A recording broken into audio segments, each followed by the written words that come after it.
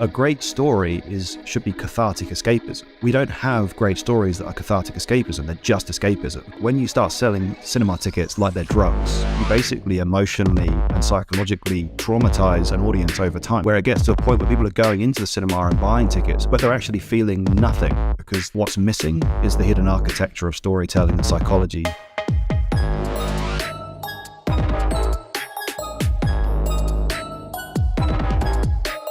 You have to make sure that everything you're putting in there is in service of the story. And it feels like there's too many things that writers and directors have to try and find a way to incorporate into their films that don't service the story. When we say servicing the story, what we actually should be saying is, well, we're servicing the collective and individual psyche of our audience. And there are some things which collectively bond us together, and a story will resonate with that. And there are some things which are idiosyncratic in each of us, and the story should reflect that as well. Which is why the greatest stories all have a polysemic nature. Polysemic means that you can read them in one way or another. So they have subtext. So stories that ostensibly, like Jurassic Park, ostensibly is a story about a theme park of dinosaurs. Sure, that's the text. You know, what if we create dinosaurs? But the subtext of that story is established in the very opening scene with Alan and Ellie, where after he attacks that kid looking at the velociraptor bones, as they're walking up the hill, Ellie says to Alan, she says, you know, if you wanted to scare the kid, you could have pulled a gun on him. And he's like, yeah, I know. Kids, like, you want to have one of those? Suddenly, so what does that mean? It means these two people are having a conflict over what they're going to do with the future of their relationship in regards to having family and kids. Go to Jurassic Park. What happens immediately when they arrive? Grandkids of John Hammond arrive, become surrogate children. The subtext is, the story isn't about what if we could clone dinosaurs, it's what if we had children? And then the backdrop of Jurassic Park simply becomes a canvas upon which to paint that very familiar set of problems of parental responsibility, maternal and paternal responsibility, relationship to kids. That's where great storytellers like Spielberg are servicing the subtext of what the psyche of the audience wants to digest. Whereas people that use policy-driven propaganda, so they don't say, well, let's have subtext about inclusivity. They say, well, let's write on the very surface of our script that we're going to tell the audience that they're not being inclusive enough. That's where you get these people feel manipulated, and when people feel manipulated, they don't buy tickets. They don't want to be schooled. They don't want to be preached at. They just want to be feeling like they're actually participating in something without being manipulated, which is what these other stories fail to do now because they're so politically driven. The box office speaks for itself, and the free market really wanted to watch Top Gun Maverick. Tom Cruise and Skydance and Paramount were very meticulous and deliberate to not put any politics in that movie. Now, if you look at that movie, they don't even name the country in which that final mission takes place. It is completely devoid of political statement. You know, it's classic 80s values, basically. Do you think part of the reason that these sequels have done so well, you mentioned how people aren't feeling anything, but do you almost think that for the audience, that's a benefit? With so much chaos going on around them, that filmmaking almost acts as a form of self-soothing, and if they don't have to feel anything, that's fine because everything outside of the theater is going poorly for them? Yes and no. I think that ultimately film is a form of catharsis. You can call it two things and they mean the same thing. Like therapy and escapism are the same thing. Like when you go to therapy, you're going through a form of escapism from your current mindset. And when you go to escapism, you're numbing yourself to your current mindset. A great story should be cathartic escapism. We don't have great stories that are cathartic escapism, they're just escapism. So you go and watch Jurassic World Dominion, there is not a single spiritually enriching, emotionally enriching, sociologically enriching idea in any of those godforsaken sequels. None. It is bereft of meaning. Meaningless, utter crap. And that is because it's generated by people who are only capable of generating utterly meaningless crap, which is the executive producer class that just has very shallow values and is exporting it to the rest of the world. People are tired. People go to the cinema to feel connected and to feel resonance with themselves and with each other. That's why films like Jurassic Park hit such a universal audience. The future of storytelling is returning to something that actually has some emotional, spiritual resonance, and these films don't. They're just, if Jurassic Park is like a nutritious meal that just enriches your body, then Jurassic Park Dominion is just like sitting with a box of sugary, poisonous candy. Sure, they're both digestible, but one of them is going to make you feel better and the other one's going to make you very, very sick and over time will kill you. When does it make sense to actually do a sequel? There's a quote from David Fincher, and I'm butchering it, but it's to the effect of, a script should be the reason you make a sequel, not an excuse. By that, what he means is, the only time you should ever make a sequel is when an idea that's so strong has pushed through into the minds of the writers and they've generated a script, and they say, this is actually a great sequel. Let's go and see if a studio wants to make it. What happens most often is it's the inverse, which is a studio says, well, which franchise can we like drill for more profits now? They identify what franchise is ready to be resurrected. They set up a writer's room with no clear idea of why there should be another sequel, just that there should be.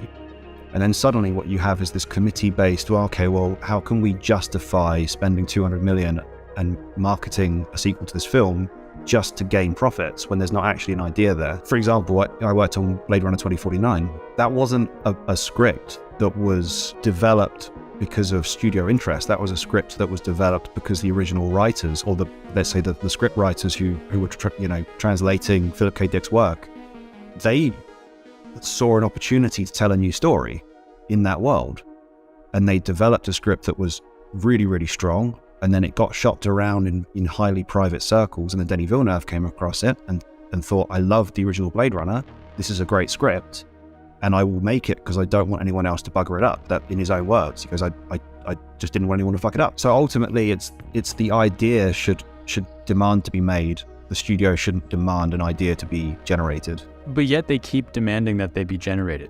And so is it purely a financial thing? I think things move in cycles. So we're reaching the end of a let's say multi-decade process where film studios have spent so much time investing in rehashes and reboots and sequels that the audience, that eventually the free market votes with their ticket buying. It's been effective up until now, but it's a bit like, the best way I can think to describe it is that when you start to see cinema as you start selling cinema tickets like they're drugs, there comes a point where for a certain period of time you can keep cutting the quality of the drugs, and for a short period of time you'll actually make more money, because if you half the quality of a bag of heroin and your addicts don't get high on it, they'll come back and buy a second bag. It's a bit of a weird analogy, but the point I'm making is that when you don't give people the satisfaction they're looking for a short period of time, they'll just buy more hoping that they'll get that fix. But eventually you basically emotionally and psychologically traumatize an audience over time. It's like Chinese water torture, where it gets to a point where people are going into the cinema and buying tickets and buying streaming, but they're actually feeling nothing because the material that's being generated in huge quantities is just ossified, self-referential, lacking in originality, lacking in any spiritual or emotional depth. And then eventually what happens is just the sales dry up, which is what we're seeing with, I don't know, what is it, phase whatever of the Marvel franchise, that there comes a point where you're pushing on a piece of string. So 20 years ago, Marvel was a solid stick that you could push into the market and it would affect the market. Now it's like having a piece of spaghetti and you're pushing it, but it's just not having any effect on anything. I'm curious what the feeling is you're looking for when you're watching a film. It needs to resonate on a level that is, let's say, psychologically true to life.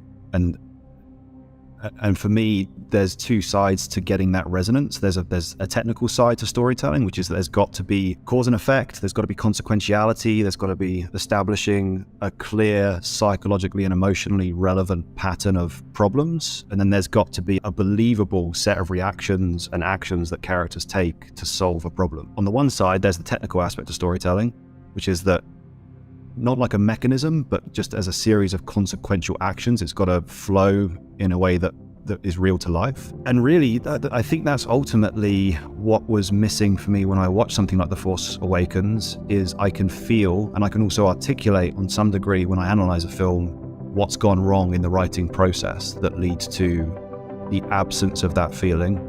And what's useful about films like Force Awakens is you've got a clear ability to do a side-by-side, which is, okay, well, here's this thing that made millions of people, billions of people feel something for 40 years.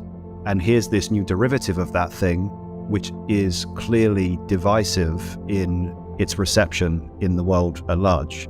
So then you simply say, well, what's happening? What's changed? Let's do a side-by-side comparison, especially because The Force Awakens has so many surface level attributes that are lifted from the original, but what's missing is the hidden architecture of storytelling and psychology. I've been studying James Cameron for the last couple months, and what he always does with his sequels is he takes the pieces people love, but he presents them to you in a new way. And with The Force Awakens, it felt like they were just trying to recreate the original film in a modern context. Yeah, absolutely. And I can speculate about what's gone on in the process behind the scenes on The Force Awakens. First of all, whereas the original film is handled by a few individuals in a kind of very focused creative flow, when you get to a behemoth like Disney handling a sequel, it's going to be basically a creative process of committee, which means that, okay, well, this executive producer with a relatively big ego and a lot of power has decided over the weekend that they really liked a scene from the original movie and that they can tie it in with, some gimmick with some modern actor. And then that becomes the primary drive of the writing room, is to now bring in this extrinsic, completely arbitrary feature of some executive producer. I think that what James Cameron does so well is that because he's a force of nature, he gets to maintain such a high level of creative control that it doesn't get diluted by committees and by extrinsic factors. So there's less people challenging James Cameron, which also can backfire, as George Lucas found out with the prequels, and I would say James Cameron's found out with Avatar. I think that you do need constraints from the outside world to push through. For example, when he was asked to do a sequel to Terminator 2, for a series of reasons which are quite obscure, I'll just summarize it. He had to get a script out in 2 weeks before the Cannes Film Festival. That pressure is like they squeezed out a diamond in 2 weeks. And I actually think that is a very healthy thing sometimes when you've got a creative like James Cameron, is to say, no, you don't have 11 years to work on the sequel, James. You've got 2 weeks. That makes you think in very clear, bold terms. Okay, well, I've got this original film. It's Sarah Connor. She has to survive the assassination of the Terminator in order to give birth to John Connor. She's a kind of soft, doughy waitress, and she turns into something that's far more kind of empowered and independent. Well, how do we invert that for a sequel? Well, she goes from being empowered, driving off into the stormy sunset on the Mexico highway with a John Connor in her belly, and then the first time we see her again in Terminator 2, she's considered a psychopath and she's in a mental asylum. So her entire world has been thrown upside down. All of our preconceptions have been turned upside down. That immediately finds the ability for you to say, well, okay, well, what's this story about? And it's about a mother and son relationship. It's about finding redemption, rekindling a broken family relationship. And then suddenly you see that the Terminator, Sarah and John suddenly become, metaphorically speaking, placeholders for family dynamics. And boom, it's no longer time travel. It's about the reunification of a broken family and trust and finding faith in humanity again and finding faith in a loved one. And suddenly those are human themes. Cameron's very particular in establishing genuinely good family, psychological, emotional dynamics. Is that a thought that comes out consciously, or is it a subconscious thought that he doesn't necessarily realize he's doing when he's writing that story to make this family dynamic? Is that something as storytellers you should be thinking of in the moment, or is that a subconscious thing that just comes out without even thinking about it? Cameron's watched my analysis, and the feedback was, there are things in here which I'm not conscious of, but I accept are there. There are things here that are attributed to symbolism when they're actually just technical choices that were consistent. So style basically being a side effect of consistency in technical execution. And there are some things that he thinks is just completely overseeing things. But the one takeaway that I took from the feedback was that he basically said that he had no conscious knowledge of Joseph Campbell, the monomyth, the psychological kind of building blocks of story. He was just riffing, unconsciously. To me, I think that's makes complete sense, because all Joseph Campbell's monomyth theory is effectively a codification of unconscious patterns. Naturally, the unconscious creates those patterns and the conscious encodes them. But you don't have to have any knowledge of the conscious patterns to be able to unconsciously bring forth ideas that just resonate. So yes, I think it's largely, almost exclusively, the unconscious, and the conscious brain is just there to double check, cross the T's and dot the I's effectively, and just make sure that everything's tight. For those that are unfamiliar, how would you simplify what the monomyth is? You could call it a theory, but it would be better to call it an observation. There was a guy called Joseph Campbell. He was a cultural anthropologist, which means that he was like an archaeologist for human psychology across time. He was fascinated by how there were parallels between the stories of, say, the Christian Bible and then the Navajo Indians. He was raised in America, and then he went and traveled the world, went to like Papua New Guinea, went to South Africa, went to the Inuits, and basically started to catalog all of their myths. And he eventually realized that all the myths might have slightly different labels, or they might have slightly different variations in the dynamics, but ultimately the dynamics of these stories were all basically the same. Like every tribe, disconnected from time and space, was generating something akin to the story of great sacrifice of Jesus Christ, and he distilled it all down. And once he distilled down all these various clouds of knowledge, he just sort of began to work out that there's actually a kind of model, which he called the monomyth, which is effectively a 16-stage circle. And the 16-stage circle, if you really distill it down, you realize that it's effectively just a metaphysical distillation of all psychological change. So you start in a certain position in the ordinary world, you're confronted with the fact that you need something in order to make your suffering less. You go on a journey into the world of the unknown, you search, you find something, you take it, you return to the normal world, and you're changed. And that's the simplest model that I can think to describe it of. So there's you need something, you go, you search, you find, you take, you've returned. That's the building block of the hero's journey. But how it expresses itself has got infinite permutations, because every single person has very peculiar needs and journeys and contexts in which they travel through life. So one person's need is different to another's, but ultimately that metaphysical skeleton underpins all of evolution. And that's why it's the building block that you can use as a framework for making stories, is if your story respects that natural cognitive tendency of us to see the world in that cycle.